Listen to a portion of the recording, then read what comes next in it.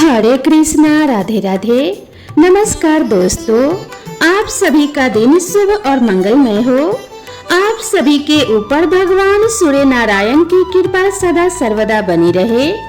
जिस तरह से सोमवार का दिन भगवान शिव को समर्पित होता है, उसी प्रकार से रविवार का दिन सूर्य देवता को समर्पित होता है। ज्येष्ठ माह में पड़ने वाले रविवार का और भी ज्यादा महत्व शास्त्रों में बताया गया है। रविवार के दिन सूर्य देव की पूजा करने से और सूर्य देवता को अर्घ्य देने से जीवन के सभी दुख दूर हो जाते हैं, शारीरिक और मानसिक कष्ट दूर होते हैं और सभी प्रकार के सुखों की प्राप्ति होती है। आज के दिन सूर्य देव की पूजा करके सभी भक्तजनों को व्रत कथा अवश्य ही पढ़नी अथवा सुननी चाहिए। तो आज की इस वीडियो में आप सुनेंगे रविवार व्रत कथा। पौराणिक व्रत कथा के अनुसार प्राचीन काल में किसी नगर में एक बुढ़िया माई रहती थी। वह प्रत्येक रविवार को सुबह उठकर स्नान आदि से निवृत्त होकर अपने आंगन को गोबर से लीपकर स्वच्छ रखती थी।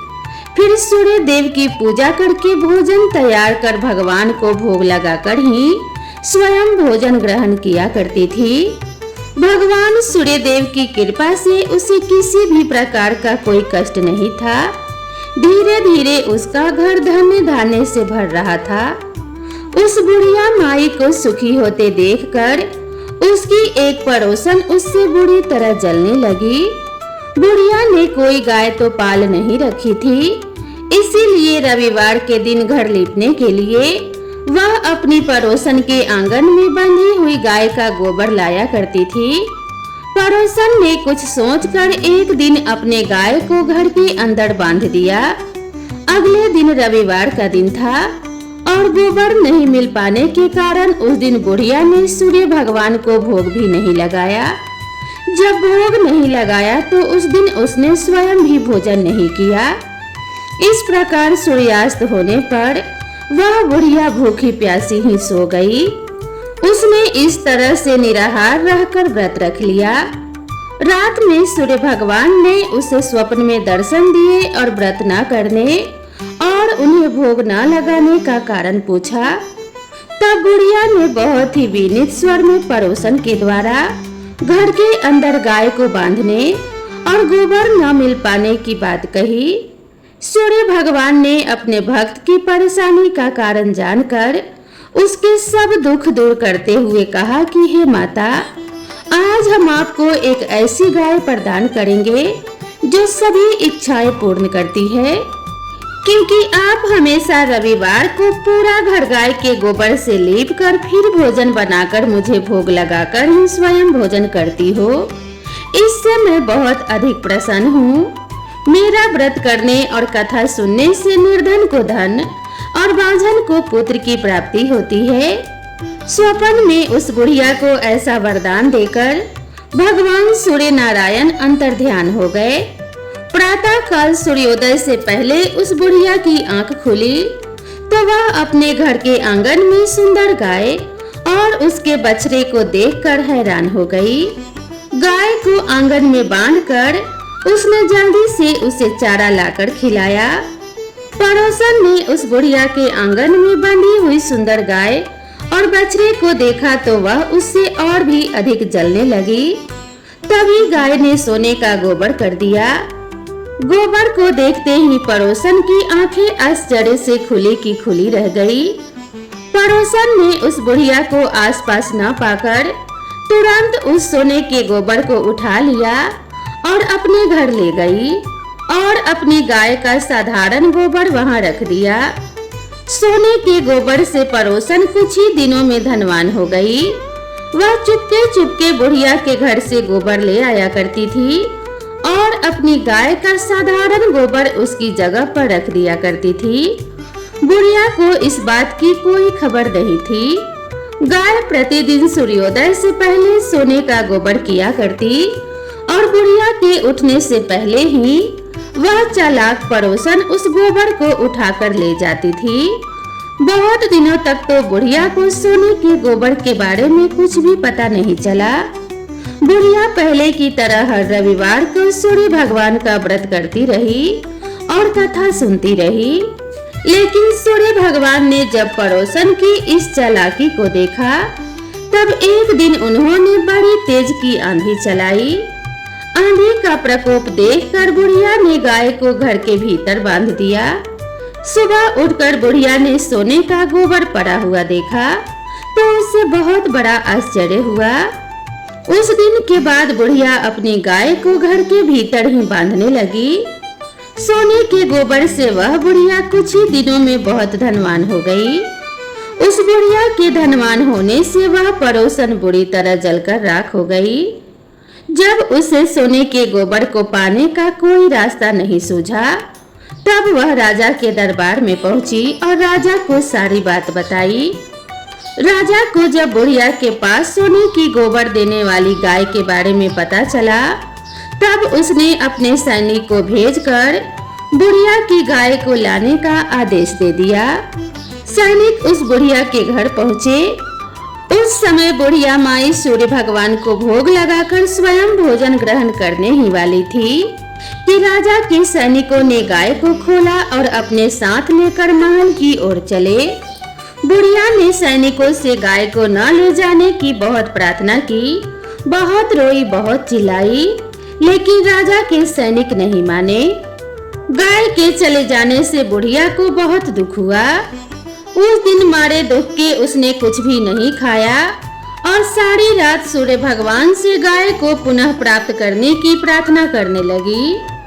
दूसरी ओर राजा को गाय को देखकर बहुत खुशी हुई, लेकिन अगले दिन जैसे ही सुबह राजा उठा, सारा महल गोबर से भरा हुआ देखकर घबरा गया। उसी रात सूर्य भगवान उसके सपने में आए और बोले कि हे राजन, यह गाय उस बुढ़िया माई को लौटा देने से ही तुम्हारा भला होगा। रविवार के व्रत से प्रसन्न होकर मैंने ही उसे यह गाय भेंट स्वरूप दी है। सुबह होते ही राजा ने उस बुढ़िया को महल में बुलाकर बहुत से धन के साथ सम्मान सहित गाय लौटा दिया और अपनी इस गलती के लिए क्षमा भी मांगी। इसके बाद राजा ने पड़ोसन को दंड दिया। इतना करने के बाद राजा के महल से गंदगी दूर हो गई और उसी दिन से राज्य में राजा ने घोषणा कराई कि सभी स्त्री पुरुष रविवार का व्रत किया करें। रविवार का व्रत करने से सभी लोगों के घर धन्य धान्य से भर गए। चारों ओर खुशहाली छा गई। जिन्हें शारीरिक कष्ट था, उनके सभी शारीरिक कष्ट भी दूर हो गए। इस प्रकार समस्त नगर को सूर्य देव की कृपा प्राप्त हो गई। इसीलिए हर रविवार के दिन जो भी भक्त सच्चे मन से सूर्य देव की पूजा करके उपवास रखता है और इस कथा को पढ़ता या दूसरों को सुनाता है, सूर्य देव की कृपा से उसके सभी कष्ट दूर हो जाते हैं। यदि व्रत ना भी रख पाए तो भी सुबह सूर्य देव को अर्घ्य देकर सूर्य देव की पूजा करके इस कथा को अवश्य ही पढ़ना और सुनना चाहिए। कथा के अंत में और शुरू में प्रेम से जयकारा बोलना चाहिए। बोलिए सूर्य नारायण भगवान की जय। अब आइए श्रवण करते हैं सूर्य देव की दूसरी कथा, जिसे सुनने मात्र से घर में सुख समृद्धि का वास होता है और सभी मनोकामनाओं की पूर्ति होती है। देवलोक के शिल्पकार विश्वकर्मा की एक पुत्री थी जिनका नाम था संज्ञा। वह दिन भर तपती धूप में खेला करती थी। सूर्य की तेज किरणों का जैसे उन पर कोई असर ही नहीं होता था। संज्ञा जब बड़ी हुई तो एक दिन विश्वकर्मा और उनकी पत्नी ने संज्ञा को बड़े मुग्ध भाव से सूर्य नारायण को निहारते हुए देखा। यह देख विश्वकर्मा बोले, देवी ऐसा लगता है हमारी बेटी सूर्य पर मोहित हो गई है। देख रही हो कितने मुग्ध भाव से सूर्य की ओर देखे जा रही है। मुझे भी ऐसा ही लगता है स्वामी, विश्वकर्मा की पत्नी ने कहा। सूर्य के सौंदर्य के प्रति संज्ञा का आकर्षण उनकी आयु के साथ बढ़ता ही गया। एक दिन विश्वकर्मा ने संज्ञा को अपने साथ हाथी पर बैठाकर सैर को निकले। अपनी पुत्री को सूर्य की ओर निहारते देख उन्होंने पूछा, बेटी अब तुम छोटी नहीं रही, सोचता हूँ जल्दी ही तुम्हारा विवाह कर दूं। बताओ किस देव को तुम चाहती हो? पिताजी, आकाश में सूर्य से बढ़कर कोई तेजस्वी नहीं है, संज्ञा ने उत्तर दिया। ठीक है, हम सूर्य के साथ ही तुम्हारा विवाह करा देते हैं, विश्वकर्मा बोले और अपनी पुत्री को लेकर सूर्य देव के पास पहुँचे। उन्होंने अपनी पुत्री की इच्छा सूर्य देव को बताई तो उन्होंने उनका प्रस्ताव सहर्ष स्वीकार कर लिया और बोले, आपकी पुत्री मेरे साथ विवाह करना चाहती है, यह तो मेरे लिए सौभाग्य की बात है, पर इनसे यह तो पूछ लीजिए कि क्या ये मेरा ताप भी सहन कर पाएगी। विश्वकर्मा संज्ञा को एक ओर ले गए और कहा, सूर्य देव का उत्तर तुमने सुन लिया बेटी, अब बताओ सहन कर लोगी हर ऋतु में उनका ताप? हाँ पिताजी, संज्ञा ने बड़े विश्वास के साथ उत्तर दिया। कुछ ही दिन बाद संज्ञा का विवाह सूर्य देव के साथ हो गया। संज्ञा सूर्य देव के साथ उनके लोक चली गई। पति के साथ संज्ञा के दिन सुखपूर्वक बीतने लगे। फिर उनके यहाँ एक पुत्र पैदा हुआ जिसका नाम रखा गया मनु। अनेक ऋषि मुनि बालक को आशीर्वाद देने आए। यह बालक ज्ञानियों में भी ज्ञानी होगा, ऋषियों ने भविष्यवाणी की। आशीर्वाद सच निकला। जब वह कुछ बड़ा हुआ तो ऋषि मुनियों से शिक्षा ग्रहण करने लगा। सूर्यदेव और संज्ञा को अपने बेटे पर बड़ा गर्व था। वे बहुत ही प्रेम से अपने बेटे का लालन पालन करते थे। अचानक एक बार ग्रीष्म ऋतु में सूर्य की किरणें बहुत ही प्रखर हो गई। उनका तेज अपनी चरम सीमा पर जा पहुंचा। संज्ञा की चमड़ी झुलसने लगी।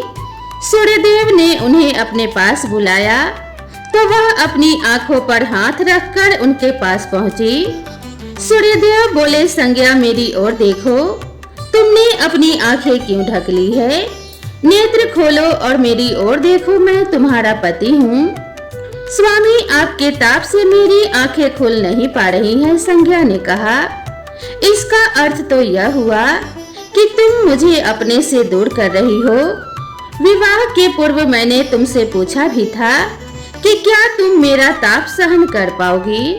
तुम्हारी सहमति पाकर ही मैंने तुम्हारे साथ विवाह करना स्वीकार किया था, लेकिन अब तुम अपने वचन से मुकर रही हो।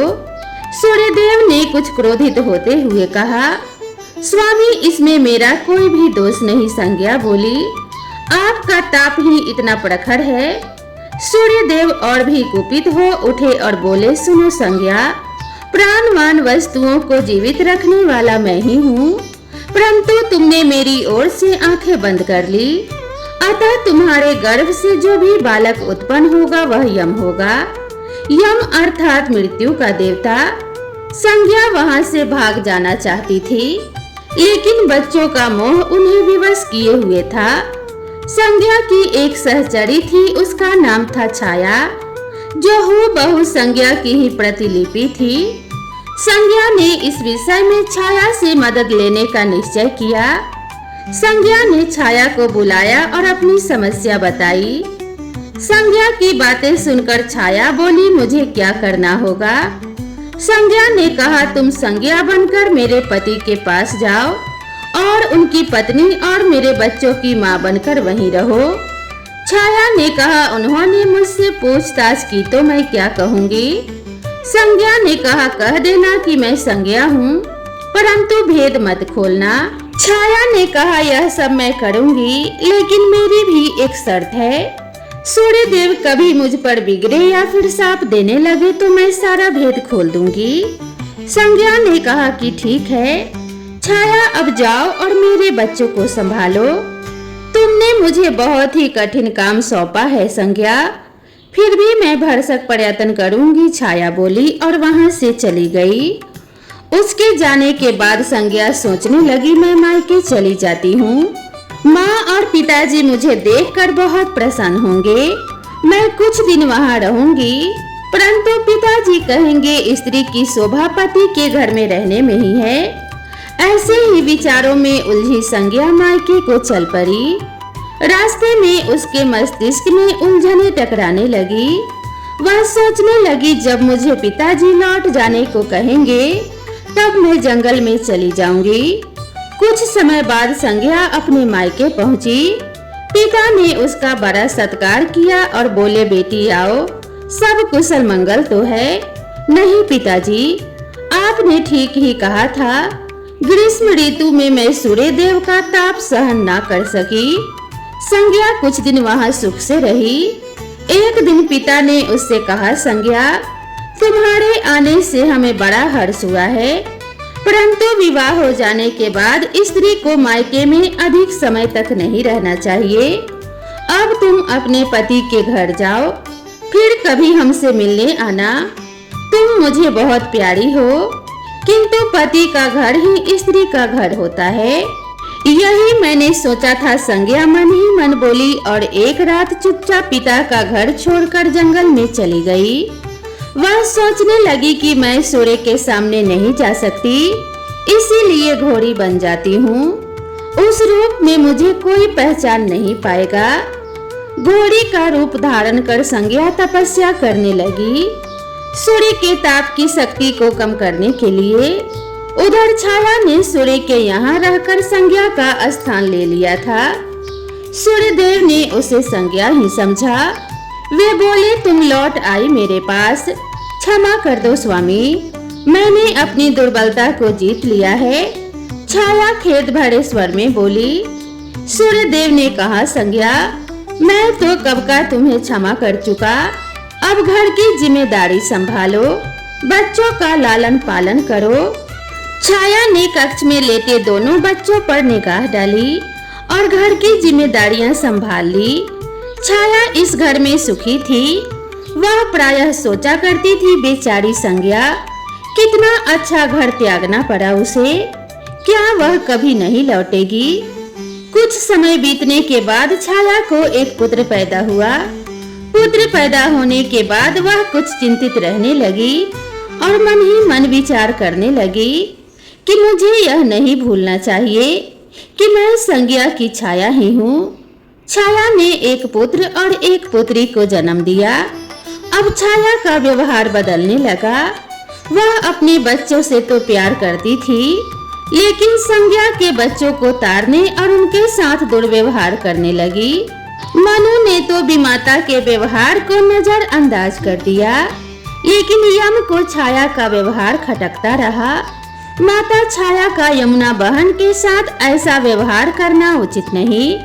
वह अपने बच्चों के साथ तो कितना अच्छा व्यवहार करती है, परंतु हम भाई बहन से नफरत करती है। एक दिन तो हद ही हो गई।